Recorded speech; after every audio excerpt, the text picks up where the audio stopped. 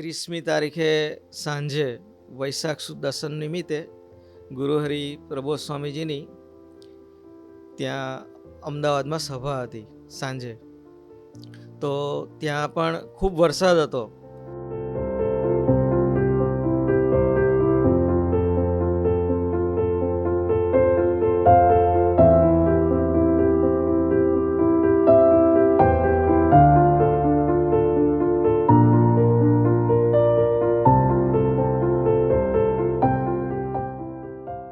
પણ જે સમયે પ્રબોધ સ્વામીજી પધાર્યા એ વખતે વરસાદ થોડી વાર માટે બંધ થયો હતો. પણ જેવા પ્રબોધ સ્વામીજી ફ્લોટ પર બિરાજ્યા, ઠાકોરજી સાથે મારે બેસવાનું થયું અને શોભાયાત્રા સ્ટાર્ટ થઈ, તરત જ વરસાદના છાંટા પડવાનું સ્ટાર્ટ થયું. તો પ્રબોધ સ્વામીજીએ મને એક વખત સમજાવ્યું કે પાછળ ઠાકોરજીની વાઘાની પાછળ એક ગાદી રાખીએ છીએ, એ ગાદી કાઢી અને છત્રની જેમ ધરી દે. પણ મ્યુઝિક એટલું બધું વાગતું હતું એટલે મને એકદમ ખ્યાલ ના આવ્યો કે પ્રબોધ સ્વામીજી શું કહે છે.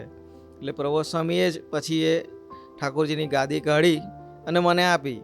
પણ હું સમજ્યો નહીં એટલે એ ગાદી મેં પાછી પાછળ મારી બાજુમાં મૂકી દીધી. એટલે મને એવો વિચાર આવ્યો કે પ્રબોધ સ્વામીજી મને એમ કહે છે કે ગાદી પલળી ના જાય એટલે તું બાજુમાં મૂકી દે.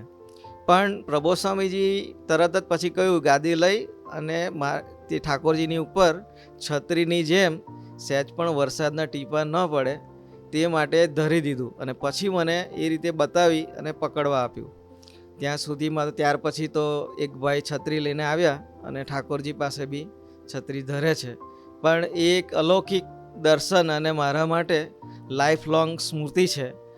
તો પ્રબોધ સ્વામીજીના ચરણોમાં પ્રાર્થના છે કે આપે અમને જે કંઈ ભક્તિ ઠાકોરજીની શીખવાડી છે, આપનું જીવન ઠાકોરજી છે, આપનો શ્વાસ ઠાકોરજી છે, આપના પ્રાણ ઠાકોરજી છે. તો એવી જ ઠાકોરજીની ભક્તિ અને આપના ભક્તોની ભક્તિ એવા જ ભાવથી કરી શકીએ, એ જ આપના ચરણોમાં પ્રાર્થના.